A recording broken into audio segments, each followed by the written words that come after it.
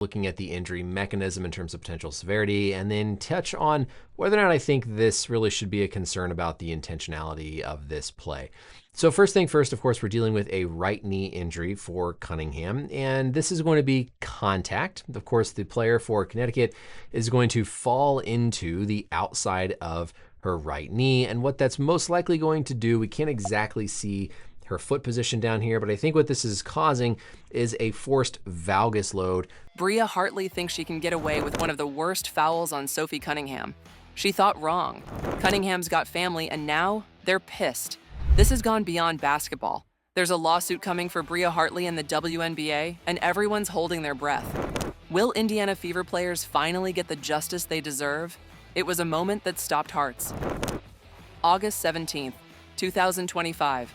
Mohegan Sun Arena, second quarter, 8:04 on the clock. Indiana Fever's Sophie Cunningham, locked in on defense, plants herself under the basket. Suddenly, Connecticut Sun's Bria Hartley charges in, loses balance, and crashes into Cunningham's right knee with devastating force. Cunningham collapses, screaming in pain, clutching her leg as teammates swarm and the crowd falls silent. But here's where it gets even crazier. Her family isn't just angry. They're suing Hartley and the WNBA because this wasn't basketball but assault. And whispers are growing that Caitlin Clark and Cunningham might walk away from a league that's failed to protect them. The collision was brutal. Hartley, attempting a pass, extended her body into Cunningham's planted leg, a reckless move that sent the Fever guard to the floor in agony. Trainers rushed to her side, and she was helped off the court, unable to bear weight on her right leg. An MRI was scheduled for the next day, but the damage was already done, not just to Cunningham's knee, but to the trust between players, fans, and the league. Cunningham's sister, Lindsay, erupted on social media.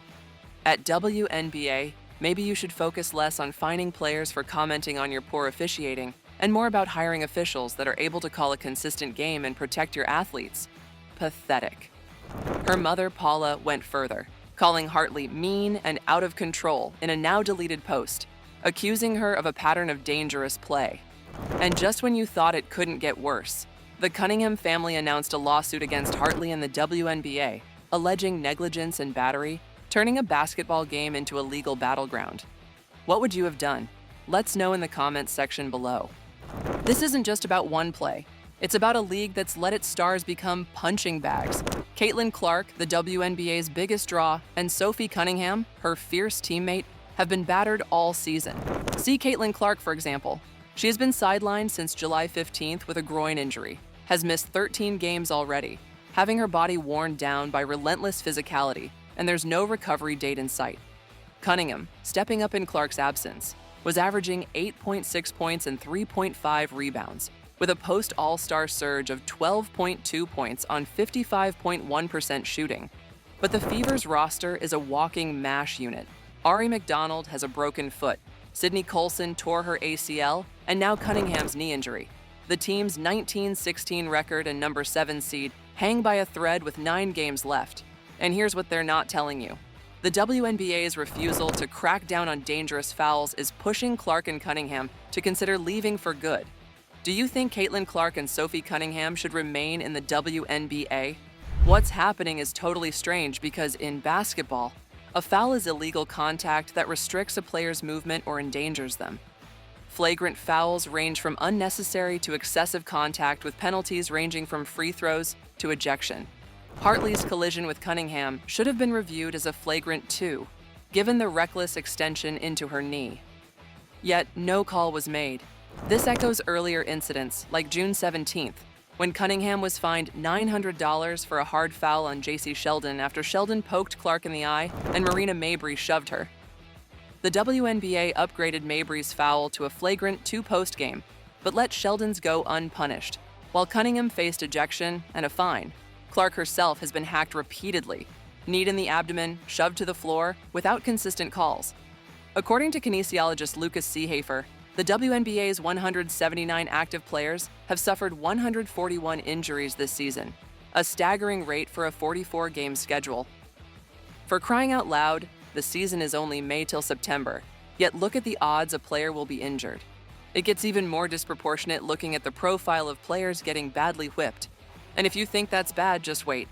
This physicality isn't just bruising bodies, it's breaking spirits.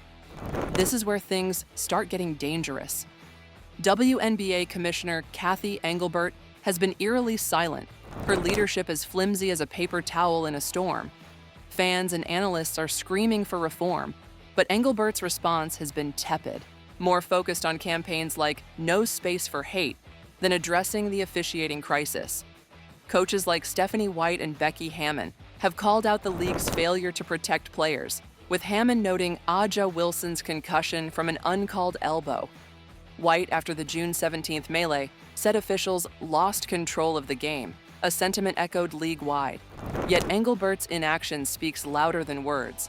Fines for players like Cunningham that was forced to pay $500 for a TikTok, and $1,500 for what she said on a podcast show, the league's quicker to silence criticism than to fix the problem.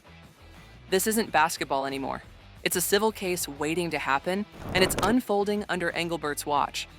Her failure to demand stricter officiating is a betrayal of the players who drive the league's growing popularity. And the consequences? They're brutal. Now, let's talk about Bria Hartley. And here's where it gets really interesting. Hartley is no stranger to controversy. Earlier in 2025, she was ejected for pulling Angel Reese's hair and committing a flagrant foul on Skylar Diggins. She's been a journeyman, bouncing between teams, New York, Washington, Phoenix, Indiana, and now Connecticut, averaging a measly 6.7 points and 2.3 assists over her career.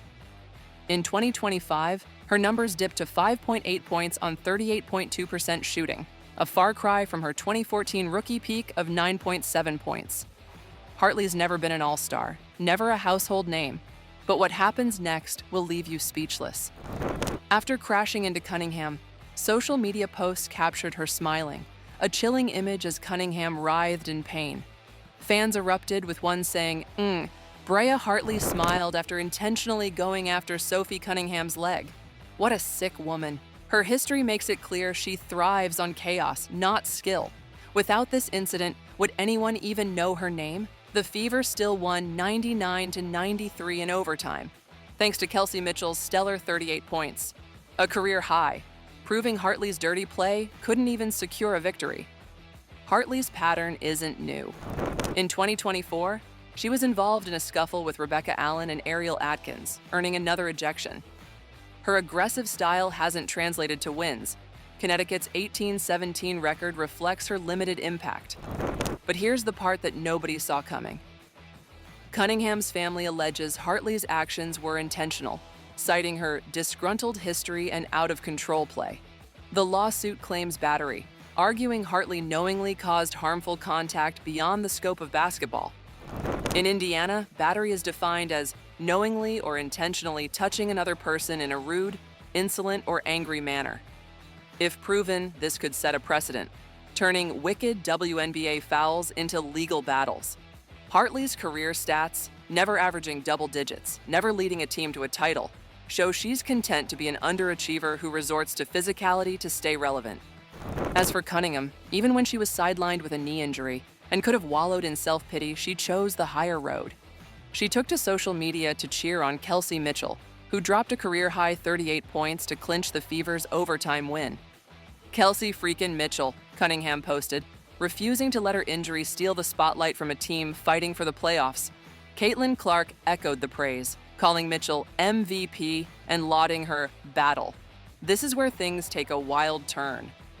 Despite the Fever's decimated roster, Cunningham's spirit kept the team's morale high.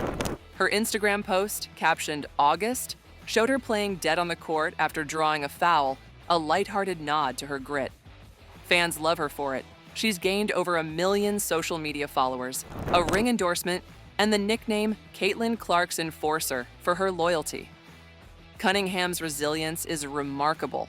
After the June 17th incident, where she dragged J.C. Sheldon down for fouling Clark, she faced a fine and a petition with nearly 200 signatures to ban her from the WNBA.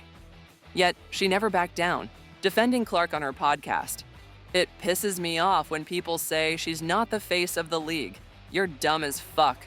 Her fines show her willingness to speak truth to power, even at a cost. And the best part? We're just getting started. Cunningham's lawsuit could force the WNBA to rethink its approach, protecting future stars from the physicality that sidelined Clark and others. But what if both stars leave for a new league? This is where it all falls apart. The WNBA's inaction risks losing its biggest assets. Clark's games have drawn record viewership, yet she's been battered into missing nearly half the season. Cunningham's viral moments, from defending Clark to her locker room dances, have made her a social media powerhouse. If they leave, the league loses its spark. Fans are already calling for Clark to sit out 2025. The lawsuit against Hartley and the WNBA could be a game changer, forcing accountability where Engelbert has failed. Should the commissioner be fired, or the WNBA must go through a thorough management overhaul? Tell us down below. The Fever face the Minnesota Lynx on August 22nd, but the real battle is off the court. Will Cunningham's MRI bring good news? Will Clark return on Friday? Or will this lawsuit expose the WNBA's dirty secret, that it's failing the very players who make it shine? By the end of this, you'll understand why this is so important.